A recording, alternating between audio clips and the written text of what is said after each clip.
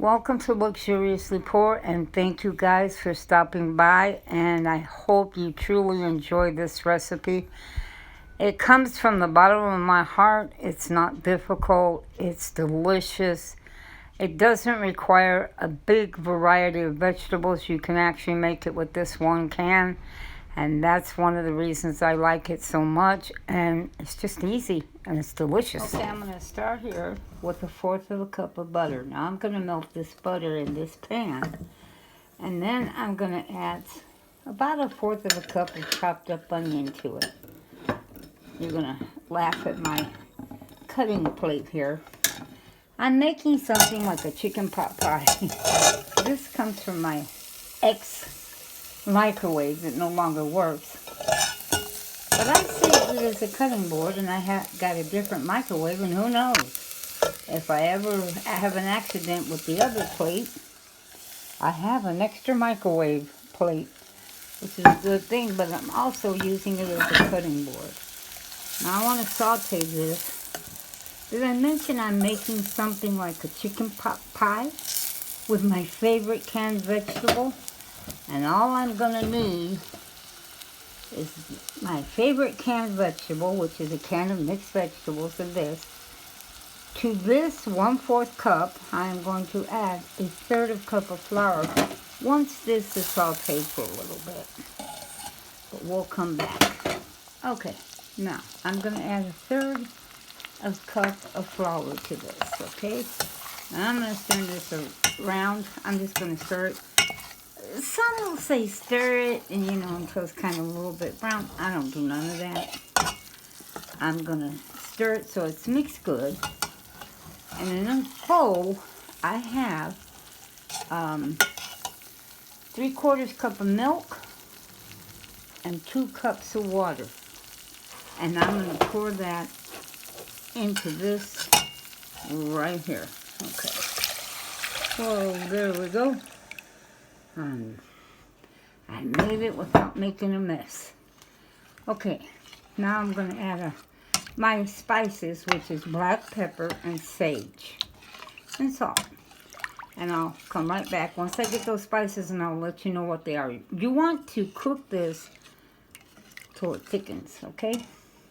But I'm going to add the spices to it also. Okay, I'm going to add 1/4 of a teaspoon of sage. The sage is what really gives this a good taste. After that, it's 1/2 teaspoon of salt and 1/8 of a teaspoon of black pepper. So let me get that added in here also. Okay. We've been cooking this, and it's, you see, it's thickened. And you don't want it super thick. I'm adding a can of mushrooms to this. Now, most recipes for chicken pot pie, which I'm not exactly making chicken pot pie, but the ingredients for the center is exactly that. And my recipe calls for a can of mushrooms, and this is what I use. This is an old can. I got this dirt cheap compared to now. They're over $1.25 now. I got that can for 79 cents. But I add that to it because my Nutter Butter loves mushrooms. And it does give it a good taste. Now, I know that most recipes call for peas and carrots. But I don't think peas and carrots in my household is a good investment, because we really don't eat them. I don't really make very much of what I call chicken macaroni salad, where I would put peas.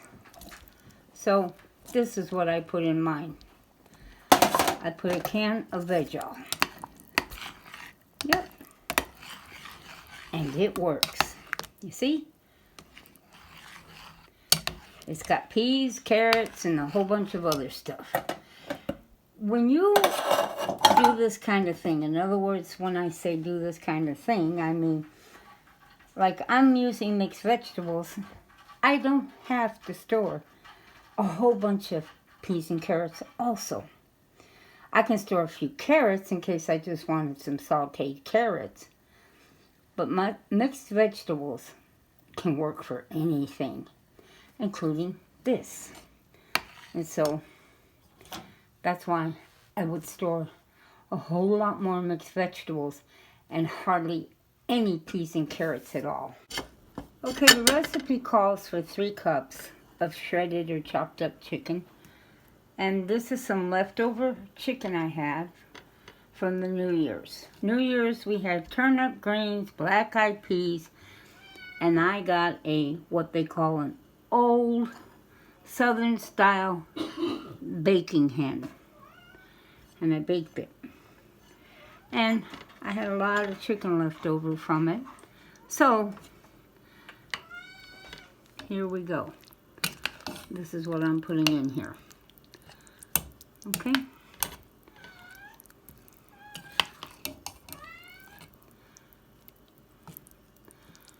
And what are we going to top this with? Well, over here, we've got 2 cups of flour, tablespoon of baking powder, teaspoon of salt, a 1/3 cup of lard. Let me get this blended because we'll add approximately a cup of milk to this, and we're going to make biscuits. You may have your own favorite biscuit recipe you use. Feel free to do so. Okay, this is my flour, the 2 cups. It calls for 3/4 cup of milk, but I pour a whole cup just in case I need it. Now I'm just going to stir this around. I'm going to tell you, a lot of people, they don't like making biscuits because they think it's so difficult, and it's not. Just mix it. Now I'm going to have to put my camera down and mix this. And I got my surface floured over there where I'm going to dump this out and roll it. But let me get this mixed up good first. Okay, you see that? I ended up using the whole cup. This is real sticky, but that's how I want it. And I'm going to dump it over here. Now you see, I dumped it there. And I'm not really going to do much to this. I'm just going to kind of turn it over on top of itself. And that's about it. Then I'm going to roll it out.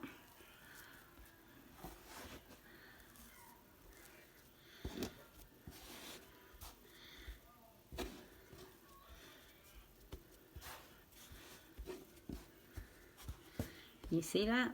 I'm just shaping it because I'm getting ready to roll this out. Now let me get my rolling pin and roll it out. Now you see how I got it rolled out? Now this is my biscuit cutter. Yeah, I know. Nothing works better than an old can that's free. It's just how I roll. Okay, now I'm going to show you something. There's a reason behind my madness here. Okay, now, my son, I don't know, 2 years ago, bought me these. And I've never used them. But I'm going to now.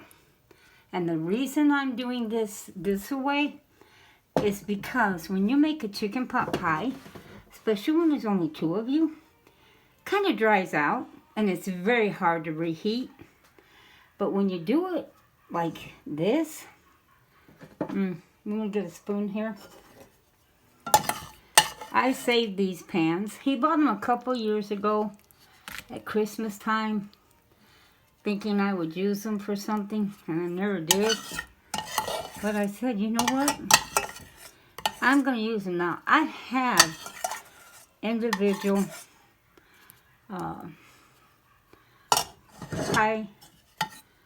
cast iron little pot pies, but I don't want to go through making all that dough. And like I said, this is a lot for 2 people. So this is what I'm going to do here. I have this sitting on a cookie sheet, so if something happens and it boils over, I'm covered here. Now, I have a recipe for, I call it a big biscuit dough recipe. It calls for 3 cups, but I don't think it's necessary for this. I think 2 cups is fine because I'm going to re-roll this and I will get enough out of this to cover that completely. So let me get going here and finish this up. Okay, I have one more thing I'm going to do here. I am going to poke holes in my biscuits. It lets air out of the center. And it just makes them really, really good. And then I'm going to bake this. I have my electric oven. And I'm just going to bake this in there until the biscuits are nice and brown and everything is bubbly. Okay, here you go. It is ready. You see that? All them biscuits and all that juicy goodness below it. Let me get it on a plate here. Okay, I want you to stop and think about something. If you have flour and you have a little bit of milk, you can even use Dollar Tree milk. Store it. It's good for 11 months. A can of vegetables. Store some mushrooms.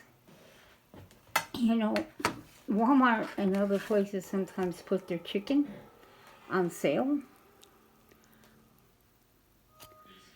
And buy it. Debone it.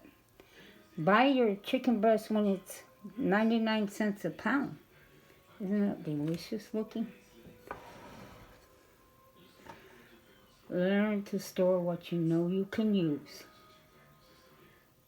And then you've got something you can always cook and have on hand.